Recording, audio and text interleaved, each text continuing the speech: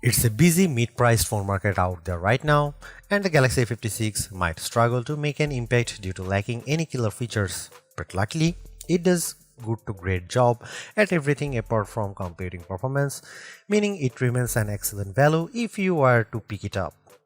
Samsung probably misestimated the launch of the Galaxy A56 considering how many other manufacturers have launched phones in the $400 to $600 bracket in the past few months. But if you can find it in the crowd, the new top player of Samsung's budget lineup has a whole lot to offer. As a full-sized phone with plenty of storage and attractive display, some of the AI features that set Samsung's flagship phones apart, and most importantly, a price that's remained stable since last year. Only users who want the most performance per round or better rounded cameras will question the value proposition Samsung is laying down. But with the new Google Pixel 9a and outgoing Pixel 8a, not to mention the Nothing Phone 3a Pro and the iPhone 16e all vying for your attention, why would you go for the Samsung made option? Check out our video of this Galaxy A56 review and you will learn why. You will have to part with $499 to get Galaxy A56 depending on where you are viewing this. Whichever currency you are spending, you are getting to 56GB of storage by default. It's unfortunate that there is no option to spend more to further expand the storage capacity, but having twice as much storage as the Galaxy A55 from last year without costing a penny more is the kind of upgrade we treasure. Like a fiercely independent teenager refusing to dress like their parents, the Galaxy A56 has moved away from the Galaxy S style design that the Galaxy A55 had and now sports its own unique look along with the other Galaxy A6 model. The side rail again contains the raised key island section to give the buttons more prominence, which we saw on the Galaxy A55, but now the back uses a new unified camera block with the three sensors surrounded by a peel of aluminum. The Galaxy A56 is rated IP67 for dust and water resistance, the same as the Galaxy A55 but behind the IP68 of most flagship phones like Samsung's own Galaxy S25 series. Similarly, the Galaxy A56 shares the A55's Big Dust Plus glass front and back panels, which is still tough but not as tough as the Victus 2, Victus 2 Plus or Gorilla Armor Glass types that have debuted more recently. The one issues I have, and only a minor one, is the glossy finish of the rear of the phone. Most phones use textured glass or plastic that makes it hard to notice finger marks, but not the Galaxy A56, whose back panels looks like a French door installed in a kindergarten after only few minutes of use. The color selection for the Galaxy A56 is a direct split between sensible and spunky. Graphite and light gray are available for the sensible, giving the Galaxy A56 a dignified look, while the olive and pink are there for people who want to make a statement. The Galaxy A56 sticks with a 6.7-inch Full HD display like its predecessors, albeit with the bezel slimmed down compared to the Galaxy A55.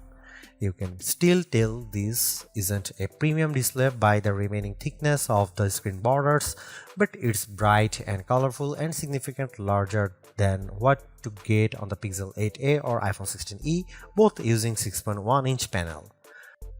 Samsung basically imported the Galaxy A56's camera straight from the Galaxy A55.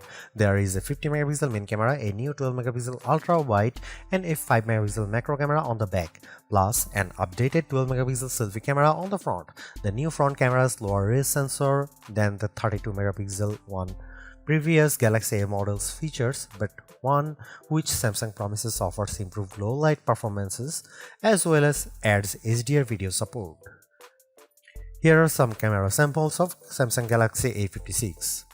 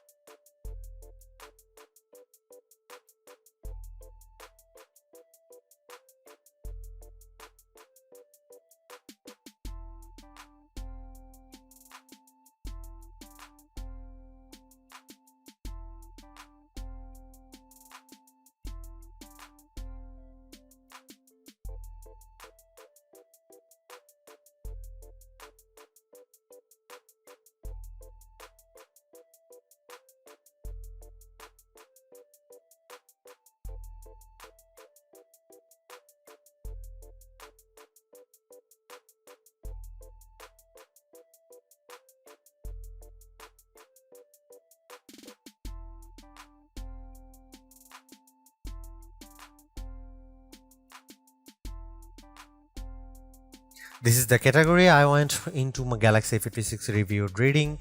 Samsung's mid-range Exynos chips haven't been impressive historically, and with an Exynos 1580 driving the A56, I wasn't expecting great results, and undoubtedly, my expectations were met. To focus on the positive first, the Galaxy A56 does better than the Galaxy A55 it's replacing and beats the Nothing Phone 3a Pro on the Geekbench CPU and 3D Mark GPU tests.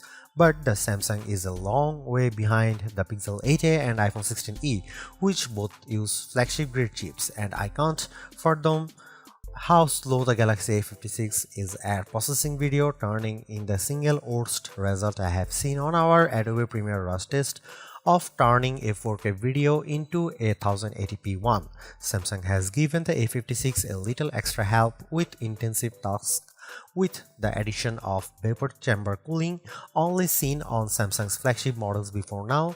The influence of this addition was easily felt while gaming, as even when the Galaxy A56 has struggled to keep up with Genshin Impact at maximum setting and the 60 FPS frame rate setting, it didn't get that warm.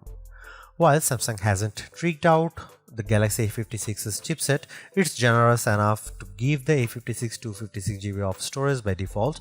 This is double the basic storage of all the rival phones we have mentioned here, but it comes at a bit of a cost. Firstly, this is the only available version to regular consumers. There is no other option to pay more to get 512GB or an even higher capacity, or to pay less if you prefer to save money or don't think you will fill 256GB. The other key factor is the Samsung no longer offers storage expansion via microSD card. This was offered on the Galaxy A55 and older models and allowed users to pop in up to another terabyte of storage. It's also a shame that the 12GB of RAM edition of the Galaxy A56 isn't being sold in Europe or North America. Having this much RAM on a phone of this price is a novelty, but also practical for performance reasons, and it's quite mean of Samsung not to offer it to us. The 5000 mAh battery in the Galaxy A56 is just as large as previous generations, but Samsung has somehow managed to squeeze much more battery life out of the same capacity. Since we haven't lab tested the Galaxy A56 yet, I performed my unofficial battery test, which sees how much battery a phone loses after 3 hours of 1080p YouTube video over Wi-Fi. The Galaxy A56 only lost 14% in this test, which compared to the Pixel 8a and Galaxy A55, which lost 18% and 22% respectively, is a big improvement and a comforting sign of good battery life under more typical conditions. In a surprising move, Samsung has given the Galaxy A56 45 wired charging, only seen before on the Galaxy S25 Plus and S25 Ultra and their predecessors. It's fast for a phone of this price, although there is no brick on the box provided, and Samsung's own 45-watt charger will set you back $49. We'll get back to you when we have charging test results for you, but we'd expect a charger of this power to fill the Galaxy A56 to empty to full in around an hour.